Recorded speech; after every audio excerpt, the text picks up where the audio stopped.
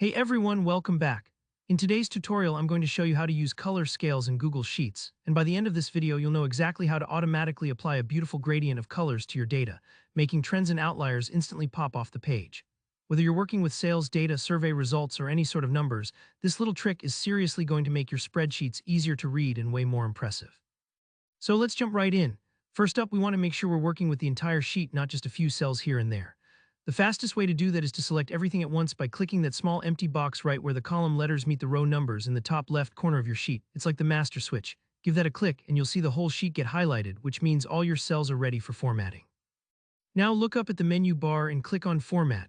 This is where all your spreadsheet's styling power lives. From the drop-down, choose Conditional Formatting. Once you do that, a new panel will slide in from the right side of the screen. This panel is where the magic of color scaling happens. On the right, you'll see a few tabs. Choose the one that says Color Scale. What we're doing here is setting up rules so that the cell's background color will change automatically, depending on the value it contains. You'll notice there's a preview of different color gradients. Go ahead and click on that preview section. You can experiment here with different color combinations, picking a palette that really helps visualize your data. Maybe a classic green to red for good to bad, or blue to yellow for something subtler. Don't be afraid to try different options until you find one that really highlights the range in your numbers. Scrolling down, you'll notice three settings: midpoint, midpoint, and max point. These are the anchors for your color scale. Essentially, they decide which colors get applied to which values. By default, these might just be set to min value, percentile, or max value. But for this demo, let's take full control and set them to specific numbers. For each point, click where it says the value type and switch it over to number.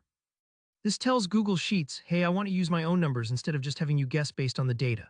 In the midpoint box, type in the number 5, and for the maximum, let's put 10. This means any value of 5 in your sheet will show the midpoint color, and anything all the way up at 10 will get that bold, maximal color. The minimum will still represent your smallest values. You can use any numbers you want depending on your data set, so feel free to adjust those as needed. Once you're happy with your settings, click Done. Now, anytime you enter a number into any cell, Google Sheets will instantly color it based on where it falls on that scale. Try typing in a few different numbers to see how the blend of colors changes, maybe a 2, then a 7, and finally a 10. It's a really visual way to spot trends or catch outliers, kind of like highlighting hot spots on a map. And honestly, that's all there is to it. With a few clicks, you've unlocked a whole new way to make your data not just readable, but genuinely insightful at a glance. If you found this tutorial helpful, don't forget to hit that like button. It really helps the channel. Drop a comment below if you have any questions or if there are other Google Sheets tricks you want to learn. And of course, subscribe so you don't miss out on future tutorials. Thanks for watching, and I'll see you in the next video.